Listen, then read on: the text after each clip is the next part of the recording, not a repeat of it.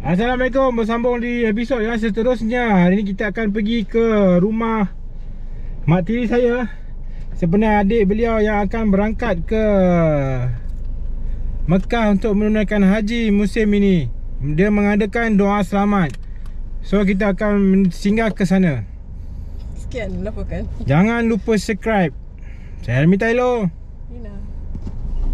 vlog bersama anda. Assalamualaikum. Kita telah pun sampai di kampung Ismail. So kita akan pergi ke rumah ke sana lah untuk menghadiri kenduri doa selamat di lorong kiri 3. Mana dah? A few inches later. Kita dah selesai di Negeri Sembilan. So kita akan berangkat ke Johor sekarang. Bye. Nak makan apa? Hah? Nak makan lah? Ada makan?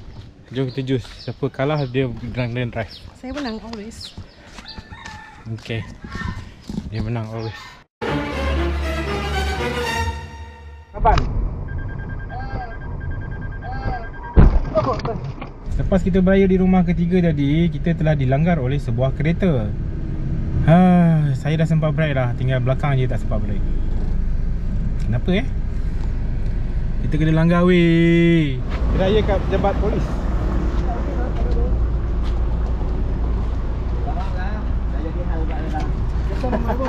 Yes, akak. Apalah, kita mata insurans dia, abang dia lah. Kita buat report, abang dia akan kena saman. Berapa orang yang jatuh? 2 orang. Raya 2025, video bakal menyusul.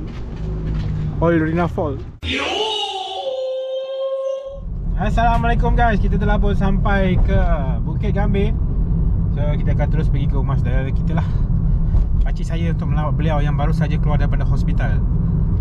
Trafik lancar, cuma di biasalah pedas, jam, hujan lebat. Kat sini pula macam nak hujan, tapi tak hujan.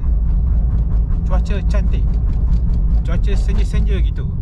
Okey lah, aku nak fokus pada pemanduan. So jangan lupa subscribe Rina dan Helmi Taylor. Baru kena langgar tadi.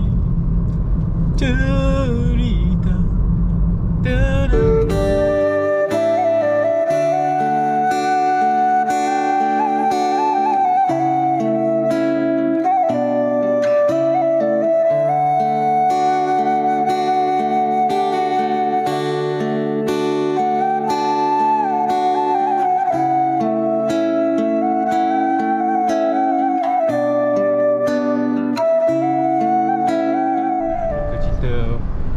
pakcik saya baru saja meninggal selepas subuh tadi akibat daripada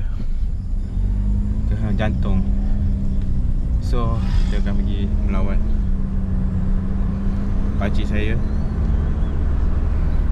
Wujuzan, semoga arwah ditempatkan di kalangan orang-orang yang beriman.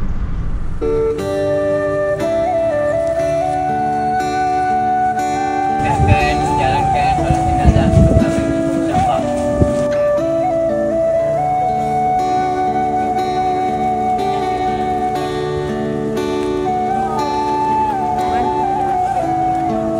Pada hari ini kita kehilangan lagi saudara kita. Saya bagi pihak keluarga tindakan banyak terima kasih kepada tuan-tuan dan puan-puan yang sama-sama menghadirkan diri untuk memberikan penghormatan terakhir kepada Allah Yarham.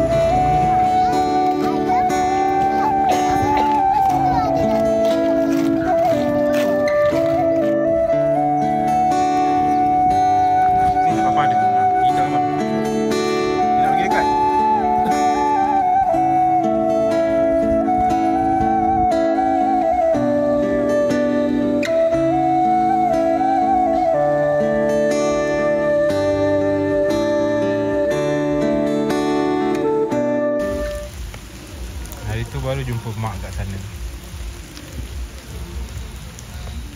Ni dah hantar unci. Fatihah semua yang telah pergi. Terima